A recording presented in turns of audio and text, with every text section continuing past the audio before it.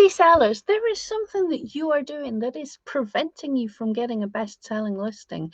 There is something that you are doing that is stopping you getting 165 sales on the same listing, on just one listing. Is this something you want? Would you like just one of your listings to have 165 sales?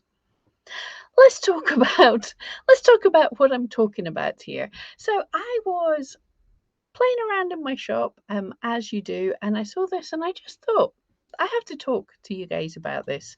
So let's have a look and see what I'm talking about and explain away. So what we have here is the stats of my top selling listing of all time in my shop for this month. And what was happening, I was sitting not even thinking about it, and over the weekend, I got a sale, and then another sale, and then another sale, and another sale. And I thought, oh, that's interesting. That's nice. And then when I dove in and looked at these stats, and I thought of the number of people I've seen over the past couple of months saying, oh no, my SEO isn't working. I've gone in and I've changed everything. Clearly it wasn't working. And they dive in and they change everything in their shop thinking stuff isn't working, when actually it might have been working. It might have been the case that their listing was in the right place, but the buyers just weren't there yet. And I've been saying that all along, but I think this listing has a really great example of this. And you can see it would have been easy. I totally get that this listing of mine, okay, it's not going to pay my mortgage or anything. It's not a big seller. 4 listings, whoop-de-doo. 4 sales in the month, whoop-de-doo. But 2 a day, hey, that's pretty good, depending on what you're selling. But yeah, if I had to pay my mortgage with this, sitting for the whole of October with no sales is really worrying. But it can just be normal for what your item is and the type of customers and the type of the time of year and everything else. So let's have a look at some of the stats for this in a little bit more detail. Here's the numbers I was talking about. 165 orders. I think it definitely had more because I launched this in 2010 and it got a lot of sales in the beginning. So it's had more than that, but Etsy doesn't like very old shops for showing us the stats because they changed how they show stats since then. But as you can see, year on year on year, it's changed. It's sold every year, and we had, what was that, 2018 had a fantastic year for it. And what's actually happened since then, I actually put my prices up enough. I know I've talked about putting your prices up won't reduce sales. If you're racing for the bottom, if you put them up a bit so you look a little bit more quality, it's not going to hurt your sales. But I put them up. They're not too expensive, but they're expensive enough that it's just causing people to pause in their buying. And I am totally happy with that. So I've reduced the orders a little bit, but I'm still getting, every single year, I'm getting sales on this. And I just want to look, what have we here? So for the whole of this year, you can see it doesn't make steady sales every single month. It's coming down off of, January. I have a bit of momentum from over Christmas, but in the spring, 0 sales for a couple of months, and then only 1 for a couple of months. But then it starts building up. So it would be so easy to freak out after February to say, what has happened? My listing has totally died. It hasn't died. There's just less people looking for it at that time of year. Now, this is the splat back black cat bookmark. And so black cats, yeah, this time of year does better for that kind of thing, as expected. People are searching for bookmarks as gifts for people, and they're searching for black cats for Halloween. So everything ties together. And I will talk more about that in a future video because there's an interesting thing about that as well. But anyway, everything ties together for it to be a good seller at the end of the year. So that's this year. Let's go back in time even a little bit more. So last year, you can see even more so, the whole of the summer, nobody was buying. Many shops, if you had seen this, you would have freaked out and changed all your SEO. And if you had freaked out and changed all your SEO, you would have missed all of these sales.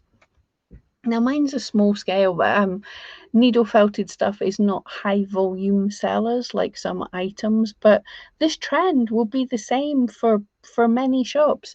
This could be, instead of 8 sales, you could be 80, 800, but the trend will be the same in most things. One way or another are seasonal, and quite a lot of them are seasonal, skewed towards the end of the year, towards the Christmas time. Let's have a look at another year. I'm not going to go through them all. So there's 2019, and we can see the same. In fact, even more skewed to November was amazing, and the rest, yeah, not so great. So how do I do this? Here we go, me again. So I hope that explains to you that when I say, if something, don't change your best performing listing, it doesn't, I don't even mean the best performing right now. Don't freak out and change your top listing, what was top last Christmas. Don't change what was top last year, even if things are being a bit quiet. They might be a bit quiet because they're quiet, not because there's something wrong with your SEO. So yeah, totally don't freak out and change everything. If you think you can do better, and it's greed, we think the grass is always greener on the other side. Even if you are making steady sales, you might think, what can I do to get more sales? Leave that one listing alone. That one listing might be in a good place.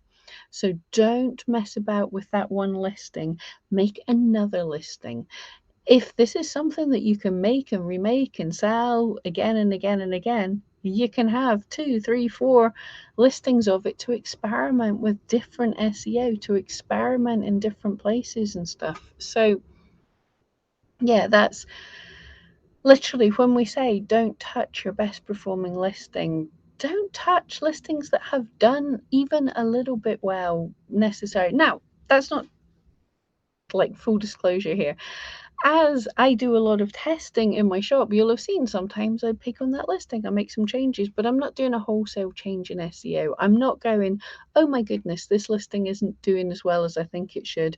I'm going to, change everything to try and get more views and sales.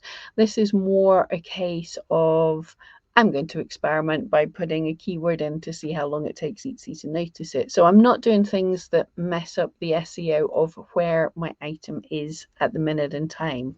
I hope that makes sense. But that was just the thing when I saw, out of nowhere, out of no sales, suddenly that bookmark is starting to get sales. Because literally, I make each one of them by hand. So I got the ka-ching in, and I was like, oh, started felting a little bookmark, and I was nearly finished it, and then ka-ching, oh, started felting another one. So that was my evening, because it takes an evening to make the 2 bookmarks. And then the next day I was just tidying them up, ready to set them off, and ka-ching, ka-ching. So yeah, it can be like that, from nothing to all. And yeah, every listing pretty much is going to have some level of seasonality. So if it's been doing well, don't assume that it's died. Bring other ones in to take their place. Think of, one thing I could certainly think of doing is, what are people looking for in the summer? What different kind of thing could I make for a summer item? And just leave my black cat sitting there all year. It has not hurt my shop to be sitting there all summer not making sales. Let something else make the sales, and when that dies off, let my black cat step out there. I hope that helps. And yeah, don't go freaking out and changing all your SEO thinking things are broken. It's not quite busy yet. Hope that helps, and I'll see you next time.